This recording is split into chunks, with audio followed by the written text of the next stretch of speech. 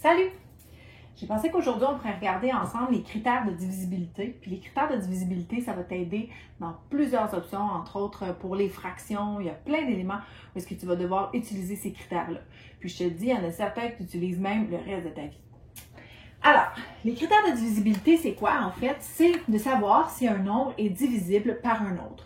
Il y a des petits trucs qui te permettent de savoir rapidement sans avoir à effectuer la division. Par exemple, on peut savoir qu'un nombre est divisible par 2, tout simplement, si le chiffre à la toute fin est pair.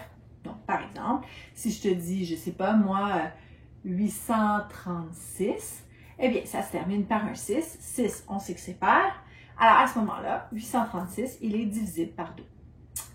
Un nombre est divisible par 3 lorsque la somme des chiffres qu'il compose donne un nombre divisible par 3.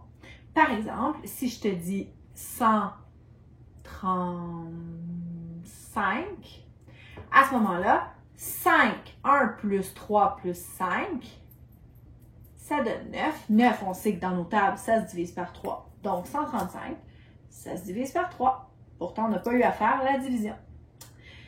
La division par 9, elle est similaire, en fait, au 3, tout simplement, parce que 135, ça te donne 9. 9, c'est divisible par 9. À ce moment-là, eh bien, tu sais que 135 est également divisible par 9. Si ton nombre est divisible par 2 et 3, c'est super parce qu'il y a un petit suiveux qui s'appelle la division par 6. Si ton nombre se divise par 2, donc qu'il est pair, et qu'il se divise également par 3, donc qu'il est également la somme de ces chiffres à l'intérieur se divise par 3, il faut qu'il y ait les deux caractéristiques. À ce moment-là, on sait que ce nombre-là se divise par 6.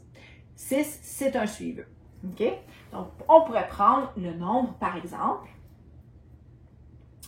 936.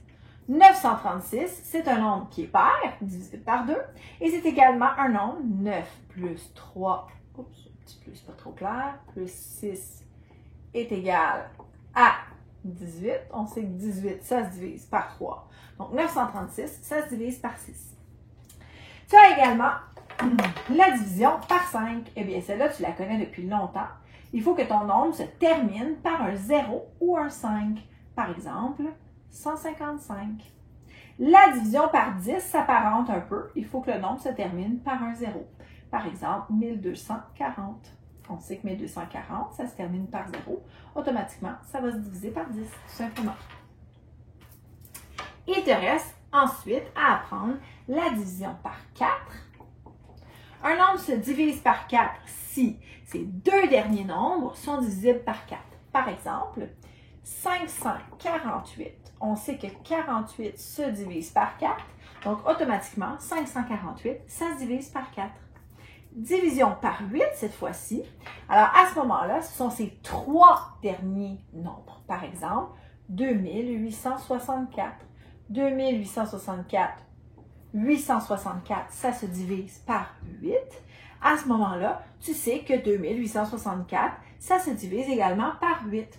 Tu vas peut-être voir aussi dans certains exercices qui vont dire que ça se divise 3 fois par 2, tout simplement.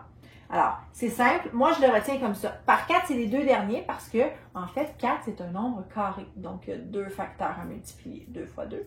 Tandis que 8, c'est un nombre cube, 2 fois 2 fois 2, tout simplement en 3 dimensions. Ça va pour tout le monde? Donc, tu peux voir ces critères-là. Et tu sais que sur YouTube, tu peux même aller regarder la division par 7. Il y a un enfant de 12 ans qui, sur son temps libre, vraiment, je ne sais pas s'il y en a beaucoup, c'est un génie, hein, a trouvé comment faire pour le critère de divisibilité par 7. Mais au primaire, on n'a pas besoin de le voir. Donc, mais ça peut être quelque chose d'amusant à faire si tu vas, au lieu de regarder des fails sur YouTube, tu peux aller regarder ça, ça va te rendre un petit peu plus intelligent. Voilà, fait que j'espère que ça t'a donné un coup de main. Puis oublie pas que ces critères-là, il y en a plusieurs là-dedans que tu vas réutiliser dans ta vie de tous les jours, même quand tu vas être un adulte. Donc voilà, je te dis bonne chance et puis on se voit dans une prochaine capsule. Salut!